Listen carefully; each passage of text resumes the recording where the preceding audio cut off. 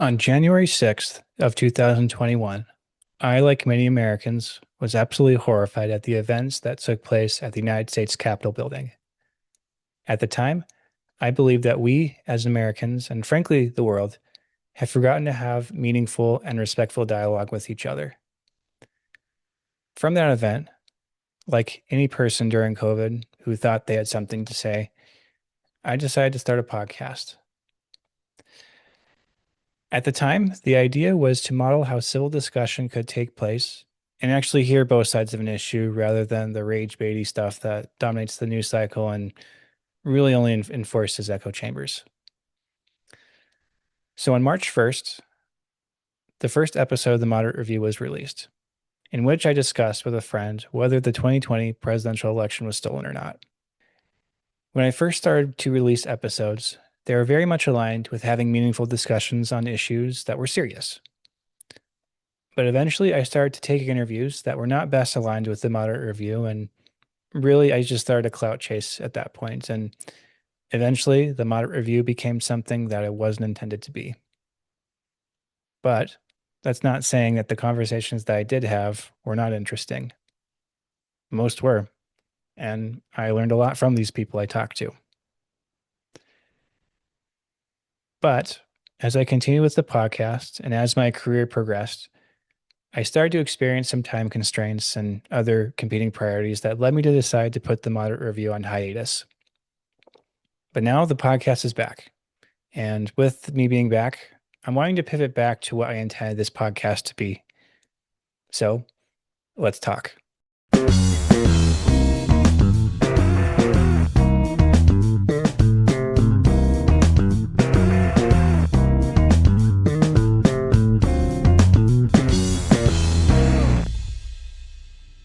Welcome to the first post-hiatus episode of the Moderate Review. I'm your host, Jack Taggart. If you're a longtime listener and you've been here even during the hiatus, thank you. You mean a lot to me for those who are still here.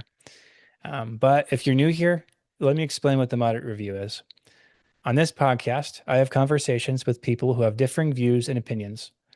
This won't be your run-of-the-mill political pop culture podcast that heavily favors one side and strawmans the opposing side. There's enough of those, and frankly, they only create division, not discussions. Just a bit of housekeeping before we start. If you like the conversations that we have here, please like and subscribe and share with your friends. In today's attention-seeking world, the more we boost these kinds of discussions, the more they will dominate the algorithm and hopefully will make a change in this world. Alrighty, so now that I got that out of the way, I just want to talk about what is changing with this podcast. Since since I released my last real episode to now, this new post hiatus era we're experiencing together. The first thing that I am going to change about this podcast is the format. Each episode will start with a monologue and with the closing thoughts. As I'm pretty sure my first opening monologue was, actually is very different than what I've done before, but that's what I'm wanting to do there. Also, instead of doing multiple short episodes for one interview that I do, I'll just be having one long one. But that's not to say if I'm doing an A or B side interview, or if I'm covering a topic, there's two different opposing people, I have two different interviews. There'll be two different interviews for that, not just one long, super mega long one. So there's that change in regards to the format. But also with this podcast going forward post hiatus is that I'll still be doing interviews, but I will also be experimenting with doing solo episodes in which we'll be seeing in the next few episodes here. And finally, as you can see, if you haven't figured that, if you're seeing this on YouTube, I'll be uploading these new episodes to YouTube as well. So you don't have to just hear me in your ears. You can literally see me, what I look like behind the mic. And yeah, I'm looking forward to this. So the next thing that'll be changing about the Moderate Review, about this podcast, is the frequency. When I first started the Moderate Review, I had a lot of time on my hands where I could, spend a lot of time, an exorbitant amount of time, looking up people and doing the editing for these episodes. But the reason why I went on to my hiatus is that I am now knee deep in a career and have other adult obligations and don't have nearly as much time as I do now. And so, because of that, I won't be releasing as many episodes as frequently as I used to. And I'm still trying to figure out the cadence of this, of what the podcast is going to be going forward. But I will say that I am going to be shooting for at least one new episode every month. But who knows, things could change. I can get into more deeper into my career and have more adult obligations where these new episodes might be more infrequent.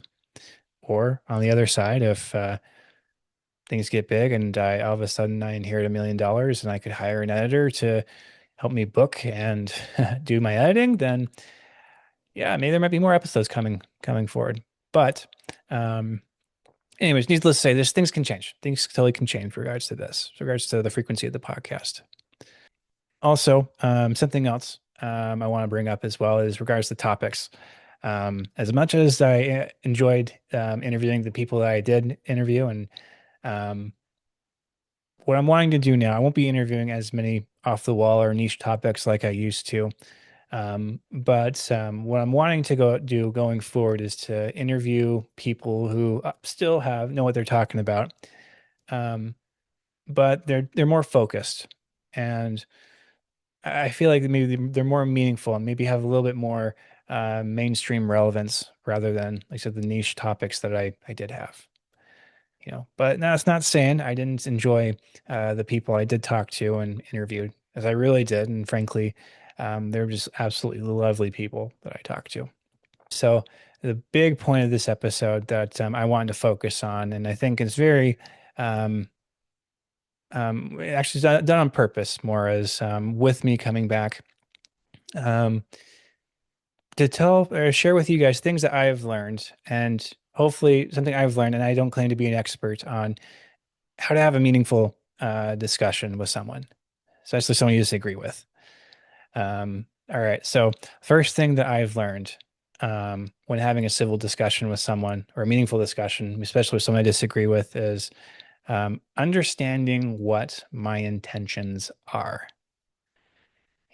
If, and this goes for everyone, I have learned that if your sole purpose on having a civil discussion with someone is to make you feel good or something to affirm your opinions and those more like the on the lib stuff.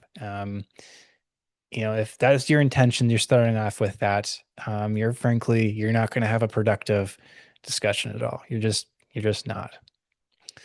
Um, Also, regards to having understanding what your intentions are is very much along the lines are if you're, along the lines of, are you trying to make yourself feel good? But on the other side is, are you wanting to are you challenging your ideas? Are you wanting to understand why people believe or why they believe what they believe?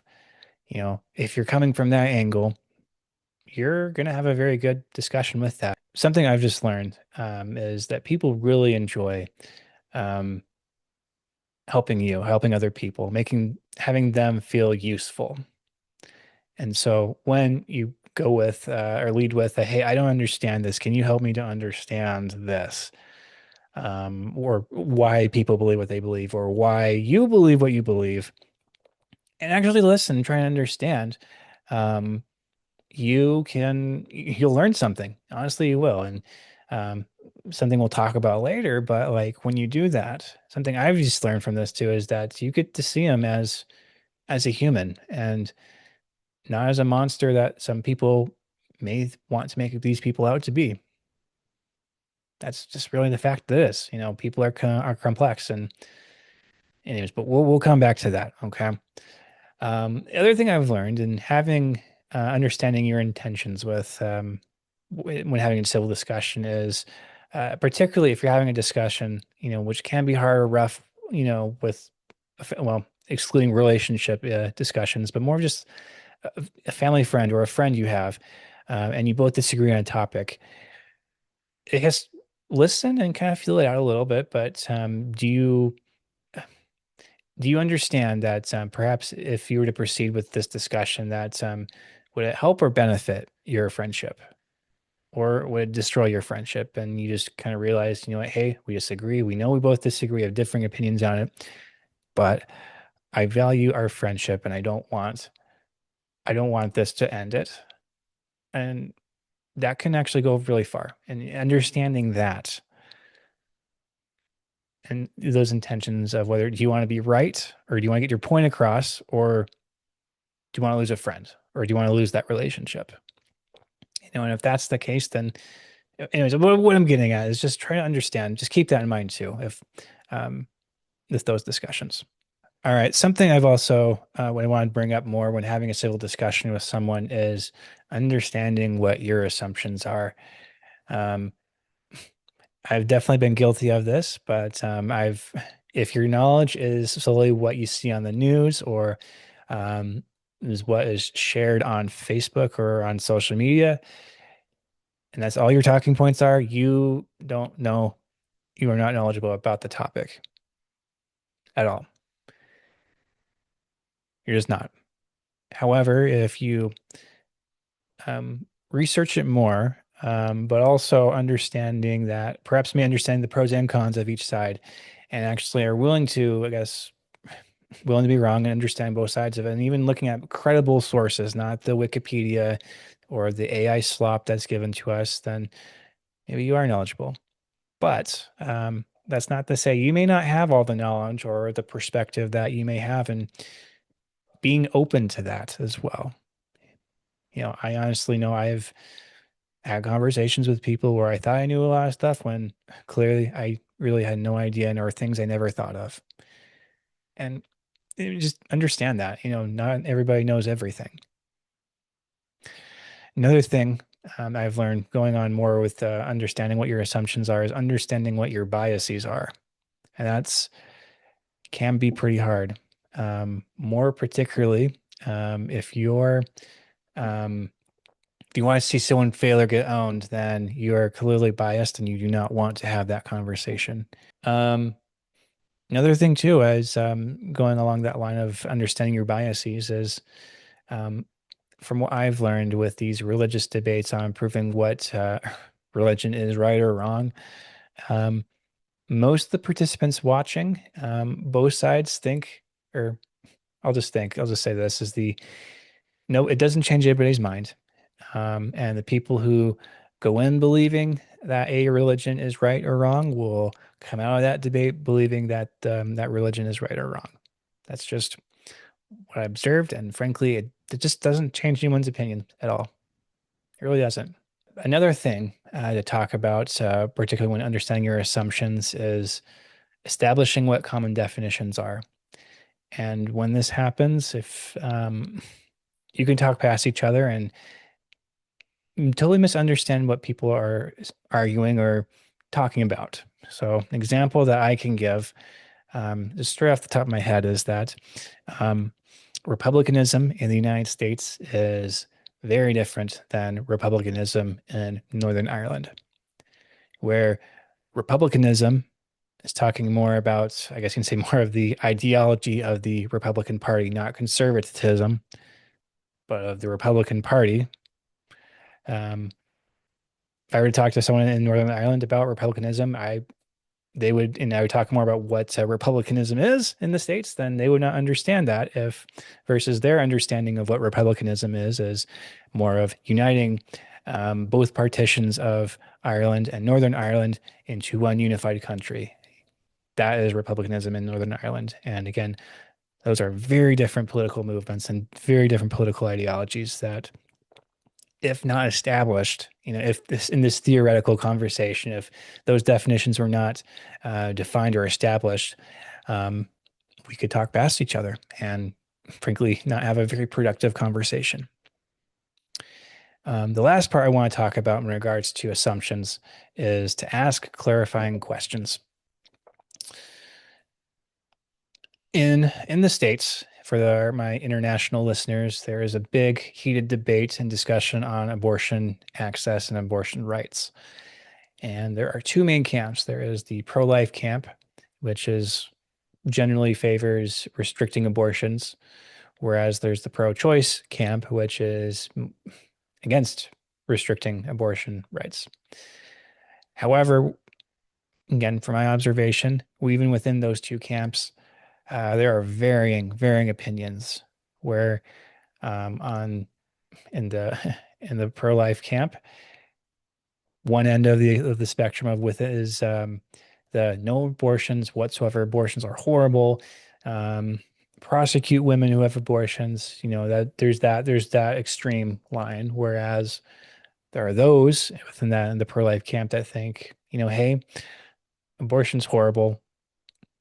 But I can understand, or abortion's horrible, and we should restrict it. But I can understand there are certain circumstances where abortions may be permitted.